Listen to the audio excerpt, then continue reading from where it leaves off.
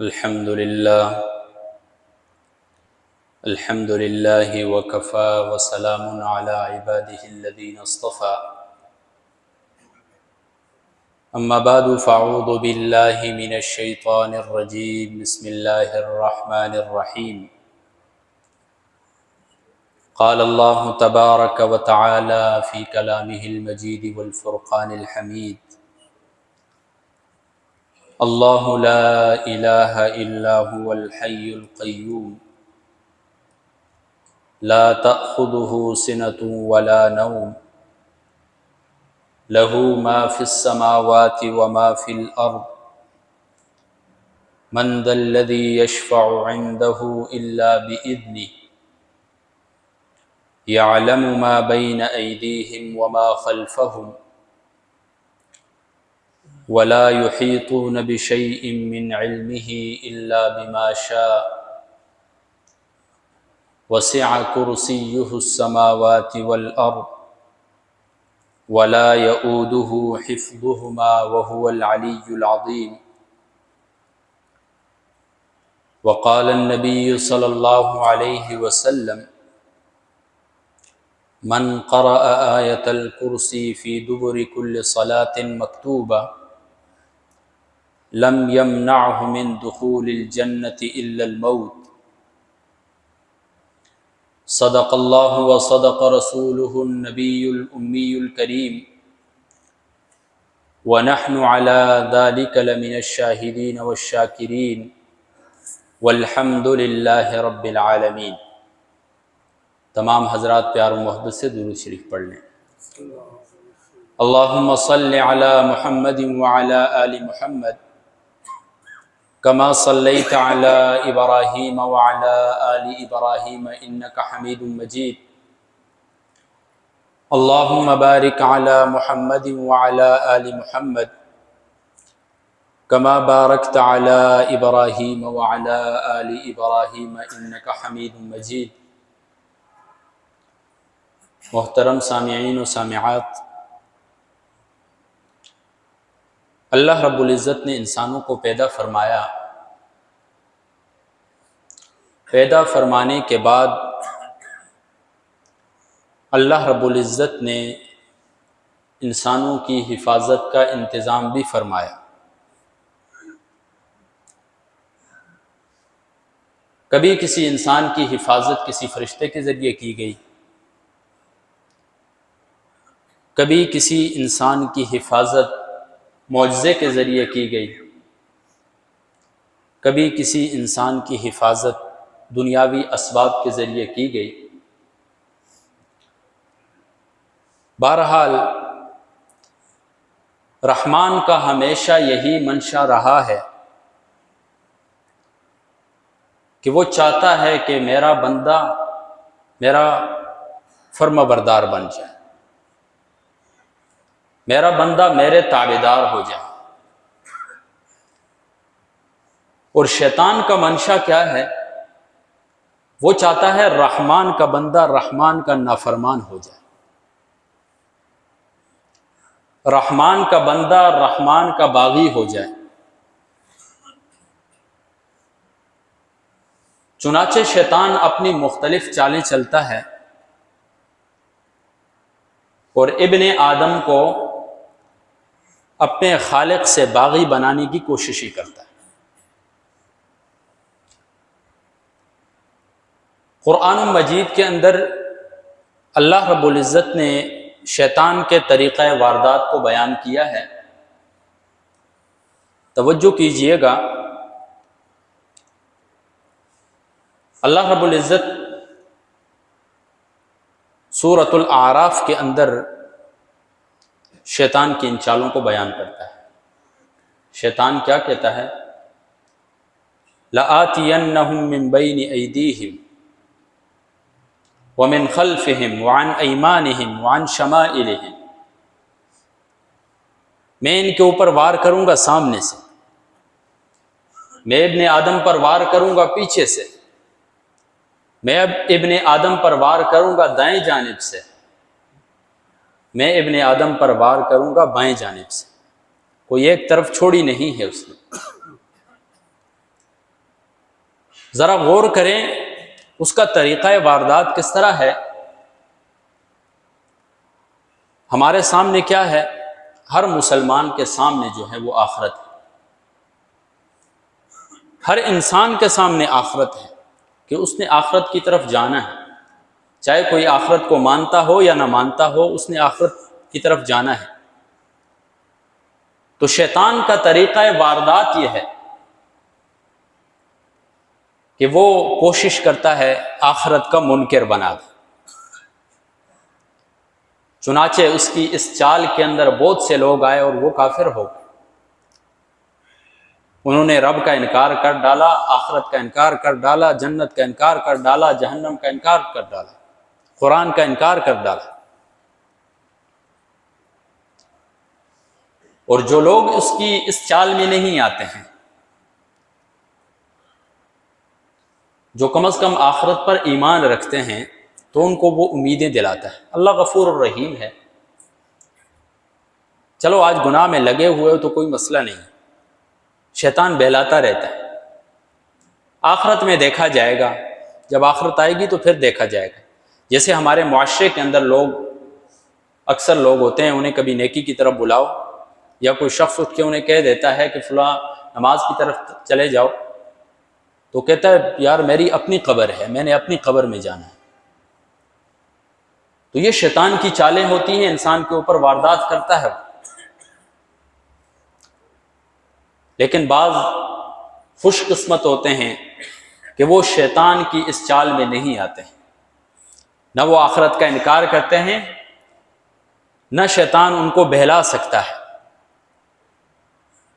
تو شیطان کا دوسرا طریقہ واردات کیا ہوتا ہے؟ پیچھے سے حملہ کرتا ہے. ہمارے پیچھے کیا ہے؟ دنیا ہے. دنیا کو ہم نے چھوڑ دینا ہے، آخرت کی طرف ہم نے جانا ہے. تو دنیا کی رنگینیاں ہمارے سامنے رکھ دیتا ہے، دنیا کی خوبصورتی کو ہمارے سامنے رکھ دیتا ہے، دنیا کی فانی چیزوں کو ہمارے سامنے ایک مستقل چیز بنا کے پیش کرتا ہے کہ بس یہی دنیا ہے، یہی اس کا مال و متاع ہے. چنانچہ کچھ لوگ اس چیز کا شکار ہو جاتے ہیں، وہ دنیا ہی میں مگن رہتے ہیں، اور دنیا میں اتنے مگن ہو جاتے ہیں کہ وہ آخرت کو بھول جاتے ہیں. اور کچھ لوگ تو ایسے ہوتے ہیں کہ وہ نہ شیطان کی پہلی چال میں آتے ہیں، نہ دوسری چال کے اندر آتے ہیں. تو ان کے اوپر شیطان کا طریقہ واردات کیا ہوتا ہے؟ بائیں جانب سے وہ حملہ کرتا ہے. بائیں جانب ہمارے فرشتہ بیٹھا ہوتا ہے، وہ ہماری برائیاں لکھتا ہے، انسان کو اکساتا ہے وہ برائی کی طرف، انسان کو ملوث کرتا ہے چوری کے اندر، ڈاکے کے اندر، زنا کے اندر، قتل و غارت کے اندر، مختلف گناہ کے کاموں میں انسان کو مبتلا کرتا ہے، تاکہ کسی نہ کسی طرح رحمان کا بندہ، رحمان کا باغی بن جائے. مردود جو ہے تو مردود اچھائی کا راستہ تو نہیں دکھائے گا، اس نے ہمیشہ برائی ہی کی طرف لے کر جانا ہے.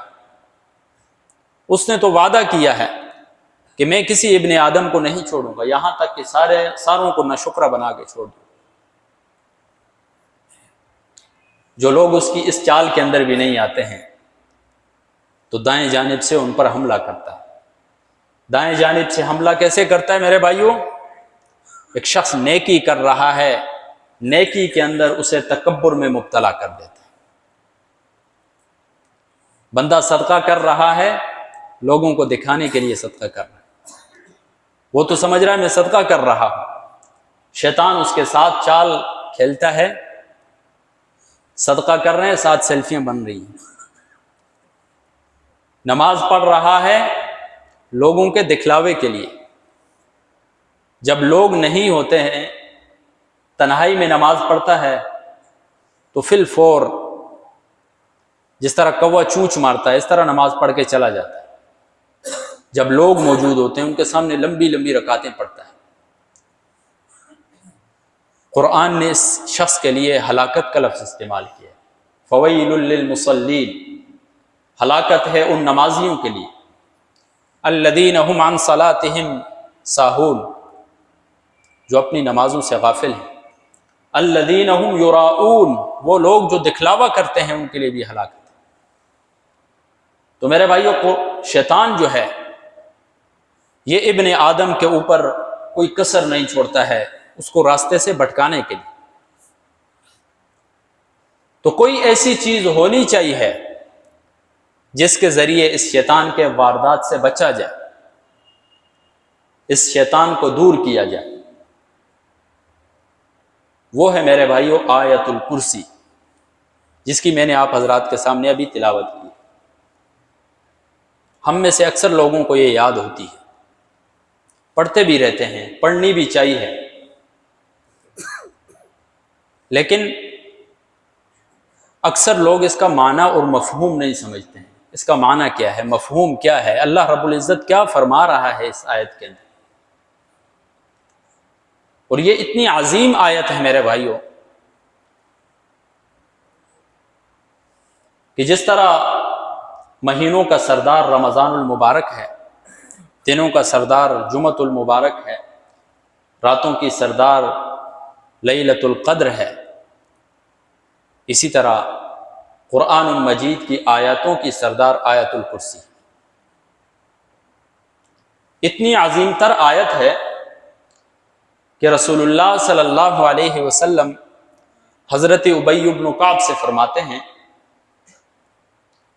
کہ آپ کے پاس اللہ کے کلام کی کون سی عظیم ترین آیت ہے؟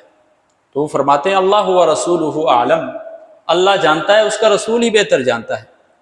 رسول اللہ صلی اللہ علیہ وسلم اصرار فرماتے ہیں تو وہ فرماتے ہیں اللہ لا الہ الا هو الحی القیوم، سب سے عظیم تر آیت ہے۔ اتنی عظیم تر آیت ہے میرے بھائیو، امام زرکشی رحمہ اللہ البرہان فی علوم القرآن کے اندر بیان کرتے ہیں کہ یہ ایک آیت ہے، اس ایک آیت کے اندر اللہ رب العزت کا تذکرہ ظاہراً مضمراً 18 مرتبہ ہوا ہے، ایک آیت کے اندر۔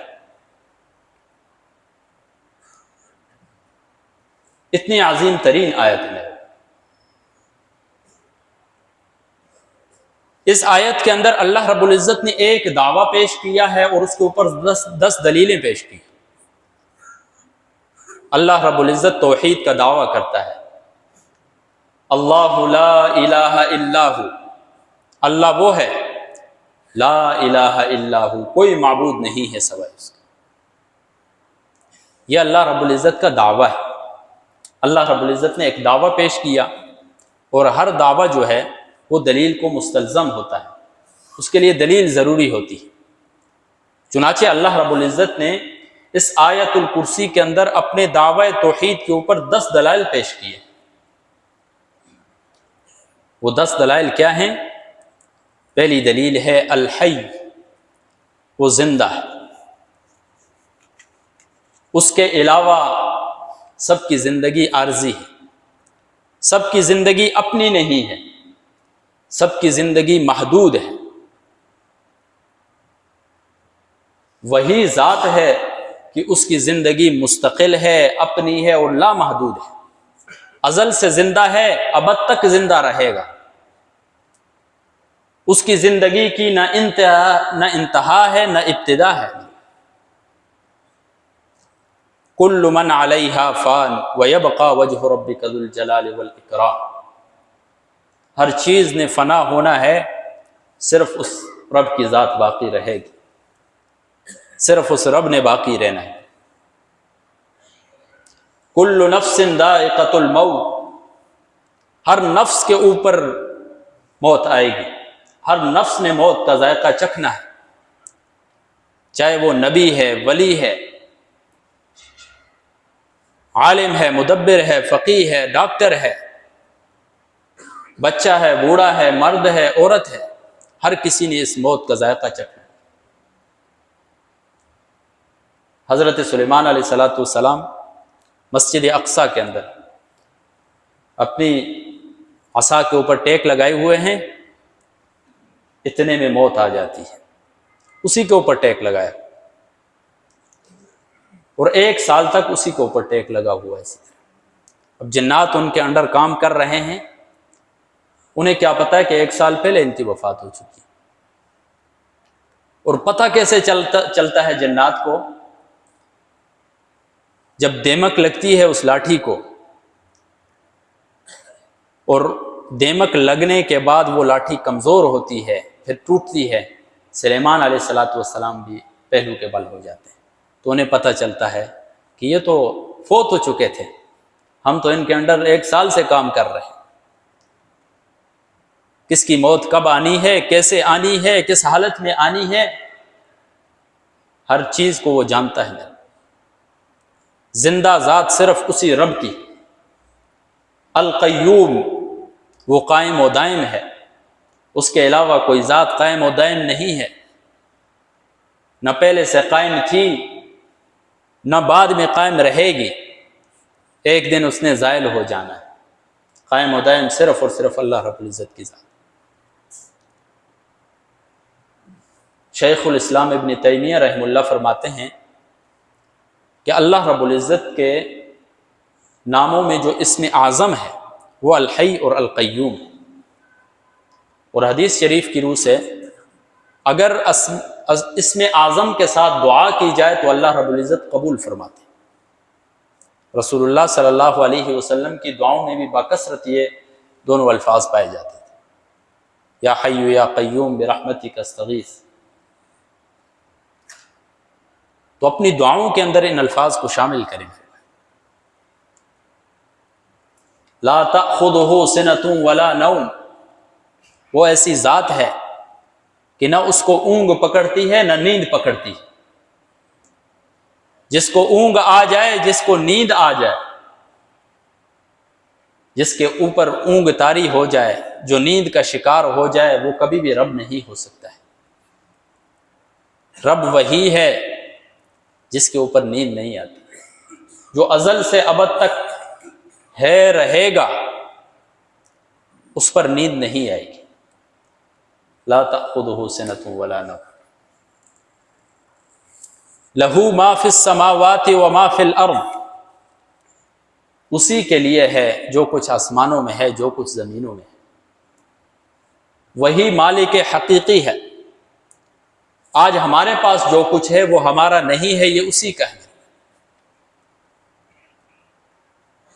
ملکیت کلی اسی ذات کی ہے میرے بھائی. ہر چیز کا وہ مالک ہے. سورہ فاطر کے اندر فرماتے ہیں اللہ رب العزت کہ جن لوگوں کو تم اللہ کے علاوہ پکارتے ہو، ما یملکون من قطمیر، وہ تو قطمیر کے بھی مالک نہیں. لغت کی کتابیں آپ کھولیں، قطمیر کسے کہتے ہیں؟ تو لغت کے امام لکھتے ہیں کھجور کی گٹلی کے اوپر جو کمزور سا پردہ ہوتا ہے اسے قطمیر کہا جاتا ہے، جو عموماً اکثر لوگوں کو نظر بھی نہیں آتا ہے، پھینک دیا جاتا ہے گٹلی کے ساتھ ہی. تو اللہ رب العزت فرماتے ہیں اللہ کے علاوہ تم جن لوگوں کو پکارتے ہو وہ تو ایک قطمیر جیسی حقیر چیز کے بھی مالک نہیں.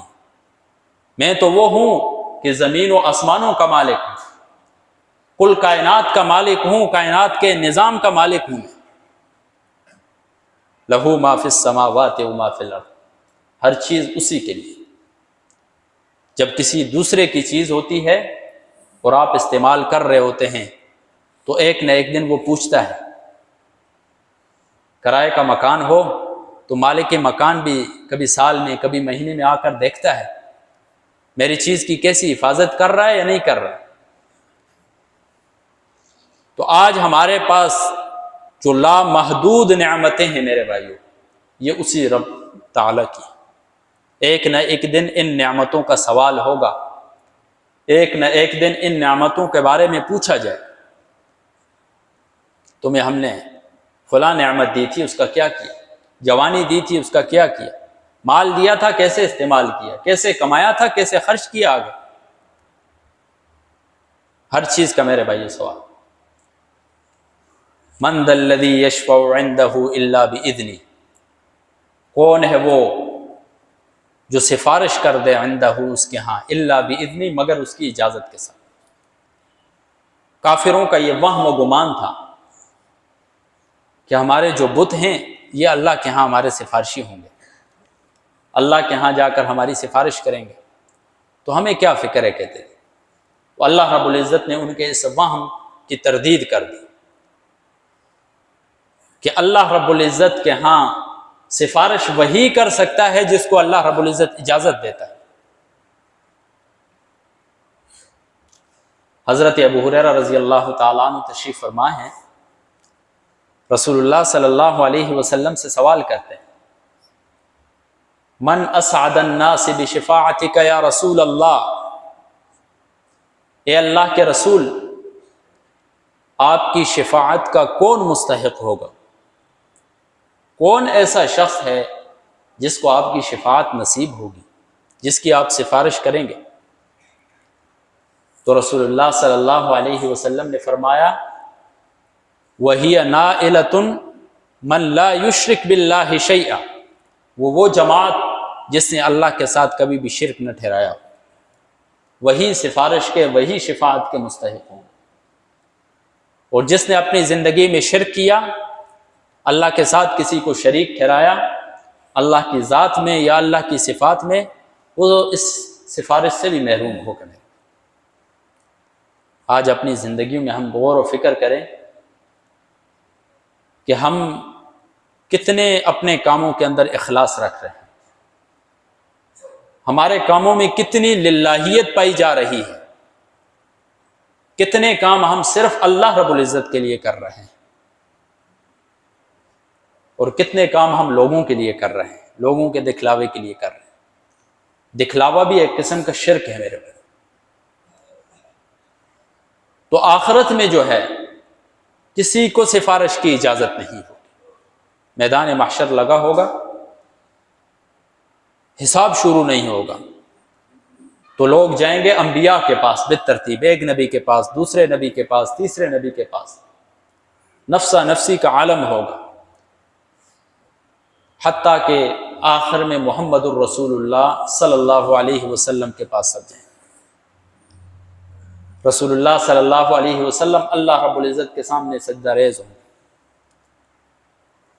مفسرین نے مختلف لکھا ہے، 1 ہفتے تک سجدے میں رہیں گے، بعض نے لکھا ہے 2 ہفتے تک سجدے کی حالت میں رہیں گے۔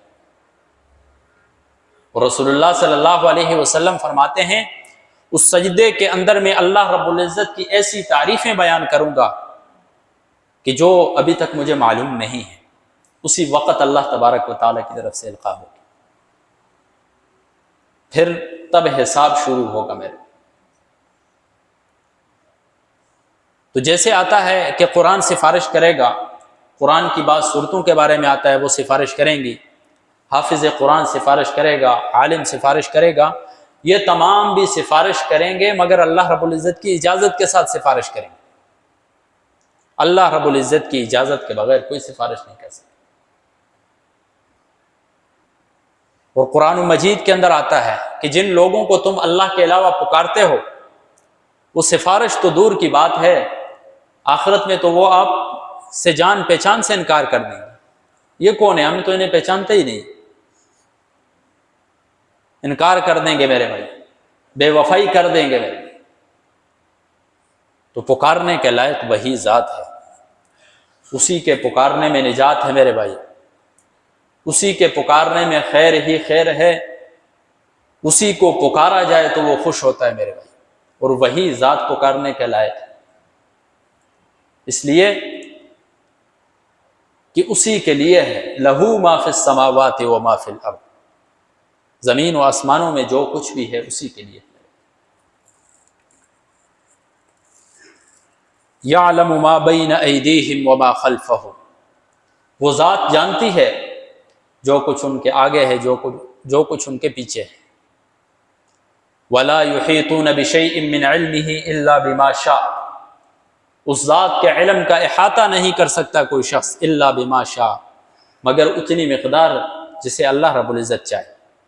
اللہ رب العزت چاہے تو کسے علم دے دیتا ہے، وگرنہ اس کے علم جو ہے اس کا کوئی احاطہ نہیں کر سکتا۔ وعنده مفاتح الغیب لا يعلمها الا هو، غیب کے خزانوں کی چابیاں اسی کے پاس ہیں، لا يعلمها الا هو، کوئی بشر نہیں جانتا ہے سوائے اس ذات کے کہ وہ رب ہی جانتا ہے۔ وَيَعْلَمُ مَا فِي الْبَرِّ وَالْبَحْرِ، خشکی کے اندر کیا ہے، کتنی مخلوقیں بس رہی ہیں، ان کی کیا ڈیوٹیاں لگائی ہوئی ہیں، وہی جانتا ہے میرے بھائی۔ وَيَعْلَمُ مَا فِي الْبَرِّ وَالْبَحْرِ، سمندر کے اندر کیسی مخلوق ہے، کیا ان کی ڈیوٹیاں ہیں، کیا ان کے انتظامات ہیں، وہی ذات جانتی ہے میرے بھائی۔ حتیٰ کہ وَمَا تَسْقُطُ مِن وَرَقَةٍ إِلَّا يَعْلَمُهَا، درخت سے کوئی ایک پتا گرتا ہے اسے بھی وہ رب جانتا ہے کہ وہ پتا خشک ہو کر گر رہا ہے یا وہ سبزے کی حالت میں گر رہا ہے، اس نے زمین پر جا کر کسی جانور کا چارہ بننا ہے یا کسی پرندے کا گھونسلہ بننا ہے یا انسان کی غذا بننی ہے، وہ رب ہی جانتا ہے میرے۔ اسی طرح زمین کے اندر جو دانہ بویا ہے، وَمَا تَسْقُطُ مِن وَرَقَةٍ إِلَّا يَعْلَمُهَا وَلَا حَبَّةٍ فِي ظُلُمَاتِ الْأَرْضِ، وہ دانہ کتنے اندھیروں کے اندر ہے، اس سے کب خوشہ اگنا ہے، وہ خوشہ کتنے لوگوں کا آخری لقمہ ہوگا، کتنے لوگوں کا پہلا لقمہ ہوگا، یہ اللہ رب العزت ہی جانتا ہے۔ علم کلی اسی کے پاس ہے، اس کے علاوہ کسی کے پاس علم نہیں۔ وسع کرسیہ السماوات والارض، اس کی کرسی جو ہے وہ زمین و آسمانوں سے وسیع ہے۔ ایک تو وہ کرسی ہے جیسے دنیا میں ہماری کرسیاں ہوتی ہیں ہمارے پاس، چار پائیں ہوا۔ اللہ رب العزت کی کرسی کیسی ہے، ما یلیق بشانہ، اس کی کیفیت رب تعالی ہی جانتا ہے وہ کیسی کرسی ہو، لیکن وہ کرسی اتنی بڑی ہے کہ زمین و آسمانوں کا بھی احاطہ کر۔ روایات میں آتا ہے اتنی بڑی کرسی ہے کہ یہ کائنات اس کے سامنے ایسے ہے جیسے ایک میدان کے اندر ایک گول کڑا پڑا ہوتا ہے، اس کائنات کی اس کرسی کے سامنے ایسی حیثیت ہے۔ وَلَا يَئُودُهُ حِفْظُهُمَا، زمین و آسمان کی حفاظت سے وہ تھکتا نہیں ہے۔ وَهُوَ الْعَلِيُّ الْعَظِيمُ، وہ برتر ہے اور عظمتوں والی ذات ہے۔ یہ ہے میرے بھائیو آیت الکرسی، قرآن مجید کی آیاتوں کی سردار آیت۔ اس کی فضیلت کیا ہے؟ بخاری شریف کی روایت ہے، یہ واقعہ مختصراً میں بیان کرتا ہوں۔ حضرت ابو ہریرہ رضی اللہ تعالی عنہ کو غلے کے اوپر امیر بنایا، حفاظت کرنی ہے۔ رات کو حفاظت کر رہے ہیں، آنکھ لگ گئی، دیکھتے ہیں ایک شخص آیا غلے سے اٹھا رہا ہے، پکڑ لیا، منت زاری کی، چھوڑ دیا۔ رسول اللہ صلی اللہ علیہ وسلم نے سے ماجرا بیان کیا، رسول اللہ صلی اللہ علیہ وسلم نے فرمایا کہ وہ جھوٹ بول رہا ہے، آج رات کو پھر آئے۔ دوبارہ آیا، دوبارہ پکڑا، منت زاری کی، دوبارہ چھوڑ دیا۔ تیسری مرتبہ آیا تو پکڑ لیا اور کہا کہ آج تو میں سرکار دو جہاں کی عدالت میں آپ کو ضرور پیش کروں گا۔ تو وہ کہنے لگا کہ کیا میں آپ کو ایسے کلمات نہ بتاؤں جس سے آپ کی حفاظت ہو جائے گی، مجھے چھوڑ دیں اس کے بدلے میں۔ حضرت ابو ہریرہ رضی اللہ تعالیٰ عنہ نے فرمایا جی ہاں بتائیں۔ تو اس نے کہا کہ آپ رات کو سونے سے پہلے آیت الکرسی پڑھ لیں، مجھ سے اور میری جتنے بھی کارندے ہیں ان تمام سے آپ کا چھٹکارا ہو جائے۔ رسول اللہ صلی اللہ علیہ وسلم کی مجلس میں جاتے ہیں، پورا ماجرا بیان کرتے ہیں، رسول اللہ صلی اللہ علیہ وسلم نے فرمایا کذوب صدقہ، ہے تو جھوٹا ہے لیکن یہ بات اس نے سچی کہی ہے کہ آیت الکرسی انسان کے لیے محافظ بن جاتی۔ آج انسان کے پاس آیت الکرسی ہے پھر بھی پریشان گھوم رہا ہے، آیت الکرسی ہے پھر بھی وہ اپنی حفاظت نہیں کر رہا ہے اس کے ساتھ۔ کتنا ٹائم لگتا ہے میرے بھائیو آیت الکرسی پڑھنے؟ رسول اللہ صلی اللہ علیہ وسلم نے فرمایا جو شخص فرض نماز کے بعد ایک دفعہ آیت الکرسی پڑھتا ہے، اس شخص کے درمیان اور جنت کے درمیان صرف موت کا فاصلہ ہوتا ہے۔ یہاں روح قبض ہوگی، وہاں جنت استقبال کر رہی ہو۔ تو میرے بھائیوں معمول بنائیں، سلف صالحین کی عادت تھی، سلف صالحین سے مجربات منقول ہیں، فرماتے ہیں جو شخص گھر سے نکلتے ہوئے آیت الکرسی پڑھتا ہے اللہ رب العزت فرشتوں کی ایک جماعت مقرر کر دیتے ہیں اس کی حفاظت کے لیے۔ جو شخص گھر میں داخل ہوتے ہوئے آیت الکرسی پڑھتا ہے اللہ رب العزت اسے محتاجی سے بچاتا ہے۔ جو شخص وضو کے بعد آیت الکرسی پڑھتا ہے اللہ رب العزت اس کے درجات بلند کرتا ہے۔ سونے سے پہلے پڑھتا ہے، پوری رات اللہ رب العزت اس کے لیے ایک فرشتہ قائم کر دیتا ہے، وہ اس کی حفاظت میں لگ جاتا ہے۔ تو میرے بھائیوں، یہ قرآن مجید کی ایک عظیم آیت ہے، اسے خود بھی یاد کریں، خود بھی اہتمام فرمائیں، گھر میں اپنی بیوی بچوں سے بھی اس کا اہتمام کروائیں۔ بچے سو رہے ہیں، سونے سے پہلے ماں ان سے کہلوا دے آیت الکرسی، تاکہ ان کا معمول بن جائے۔ تو کوشش کرتے ہیں انشاءاللہ۔ اللہ رب العزت سے دعا ہے کہ اللہ رب العزت عمل کی توفیق عطا فرمائے۔ وآخر دعوانا الحمدللہ۔